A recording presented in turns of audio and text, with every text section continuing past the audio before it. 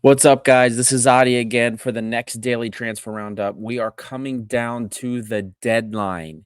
This is the deadline day for most of the top leagues in Europe. So we are waiting to see what happens there. For most cases, there will be probably some more announcements maybe once we finish recording this, but we're going to get through everything that's been going on today. I mean, there's really one bit of pretty big news that I'm going to dissect here for us. And before we do, guys, don't forget to like and subscribe. Every engagement, liking, even if you subscribe, leaving a comment, all of those help the algorithm find more red and white fans. It costs you nothing, but it means everything to us. So please hit that like button and help us find more red and white fans. You can also support us on Patreon as well. We'd like to welcome our newest patron to the group, John Pitts. Thank you so much for your support. And thank you to all of our patrons for supporting us. You can join the WhatsApp group for $1 a month, where there's always lively conversation. We have people in pretty much every time zone now. So whether the sun is rising or setting where you are, you will always have somebody to engage with and talk to. We always share as well information that we don't always share on social media in the Patreon group as well. So you can check that out. There's extra content. We do great interviews with executives. We just did one with Atromiros' CEO, Katia Koksenoglu, and we have more executive interviews coming up, as well as more interviews coming up with other clubs. So this is a very, very fun time to join the WhatsApp group. Now, getting on to what is at hand here, the daily transfer roundup, we're going to start by talking about the elephant in the room, the really big piece that has come out, and that is Daniel Podence. So yesterday there was news that he was in advanced talks with Al Shabaab, and our sources very close to Wolves, all of them had said no, it wasn't that advanced. The talks were there, but it hadn't advanced yet. Al Shabaab was nowhere near the asking price for Daniel Podence. Now today, the story changes. When you get close to the deadline, things change quick, and the talks have advanced. And before we elaborate more on that, for the Europa League draw, we saw that President Vagelis Marinakis made some comments regarding the transfer situation. Now we have a rough translation in English for you that I'll read here. And what he said basically was, unfortunately, until today, we were waiting for him, Podence, but what he is asking and the way he thinks has made it very difficult. Our offers are beyond the Greek reality. We can't go beyond our means. We have to look for other solutions, including within the roster and to the young players. We're examining the market, but whatever happens, it will have to be something very good and something logical. So, like I said, it's probably not a coincidence that the talks are advancing. I know it's the deadline, but Al Shabaab could still make the purchase of Daniel Podence even after the deadline here from Wolves. But the likely for me, here's the likely scenario that I see. I do believe that Olympiacos has been in discussions informally over Daniel Podence and Wolves for a very long time. I believe that Olympiacos has been in discussion with Daniel about his wages while simultaneously talking to Wolves. Now, a formal offer we know never transpired to Wolves. And if Olympiacos is talking to Danny and he hasn't informally or informally agreed to the wages, why would they? Why would they make an offer to a team if the player hasn't agreed to the wages that they're offering him? So what I see was, and again, this is based on the sentiment before August and then now after August. The sentiment before was that Wolves was the impediment, and understandable. They wanted 10 million, and the idea was maybe if they waited, Wolves would drop the price. That was the sentiment in the English side too, from our sources. Everyone expected that Wolves and Olympiacos would meet somewhere in the middle, from 5 to 10 million. But I think most likely what ended up happening was after El Kabi's deal finally materialized and he got his raise and his extension, then the Saudi interest came in. I believe maybe it does not surprise me that Danny would want to elevate his wage demands after not just getting the Saudi interest, but El Kabi making his deal. He probably wants more money too. He would want to raise. So all I can say is yesterday the talks weren't close, but today, I wish I could tell you guys because we've been getting very good info when things are not happening. I did not get any info today that the talks were not advancing. They are. And with the comments we heard from Vagelis Marinakis today, to me, it seems pretty clear that we can prepare for a season without Daniel Podence. And I've already been seeing the meltdown. I was listening to the spaces on X this morning, our own Patreon chat. I've been seeing everything on social media. There's a meltdown happening because of the likelihood that Daniel Podence will not be with the club. And all I have to say is we really will do an evaluation after September 4th because that's when the European list needs to be submitted. And my opinion on whether or not this is bad business or very, very bad from the club will be based on what we bring in to replace. Because it's not just Daniel that hasn't been replaced. It's what we got from the likes of Fortunis and Andre Horta and even guys like Jovetic.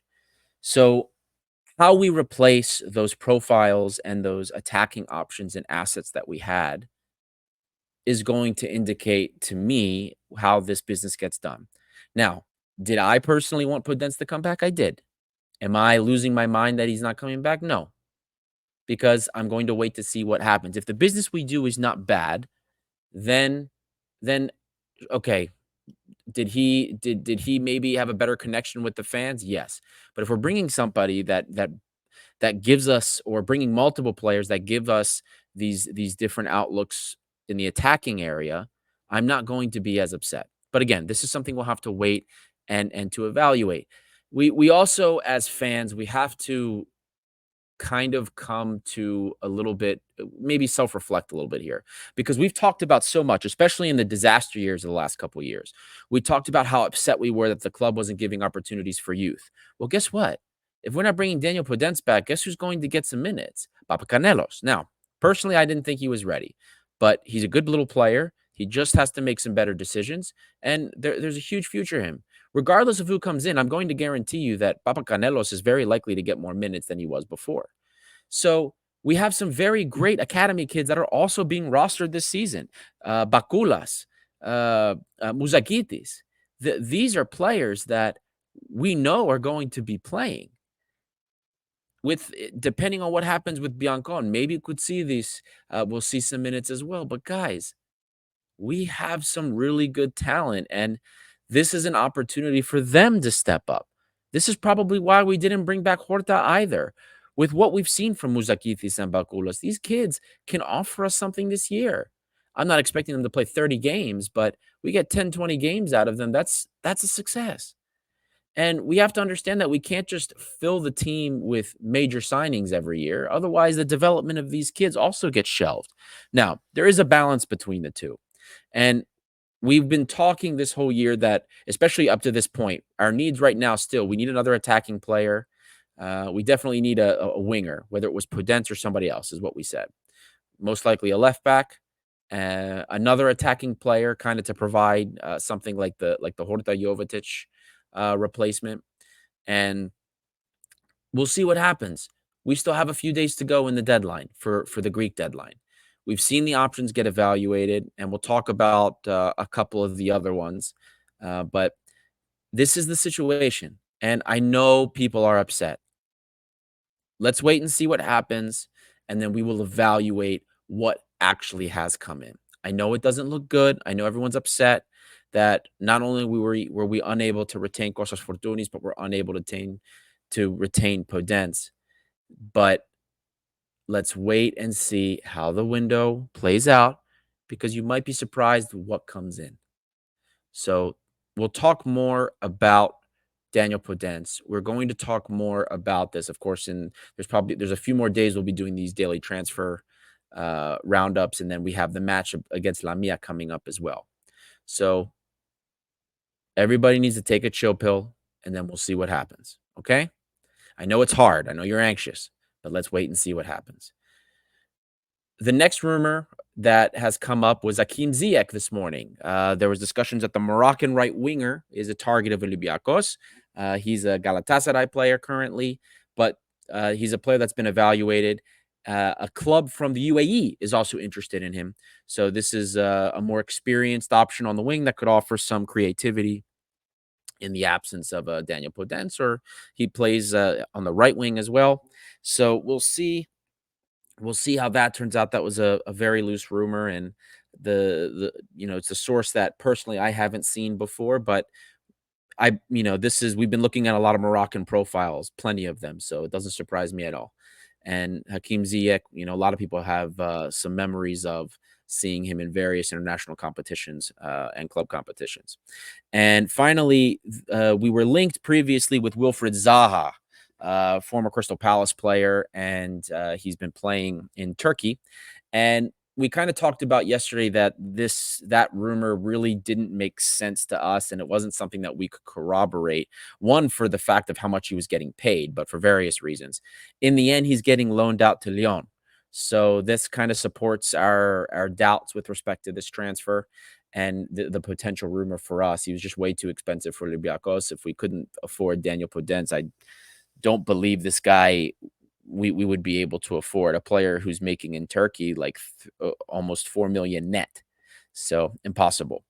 But anyway, not as much today when it comes to transfer rumors, but we will keep you guys updated.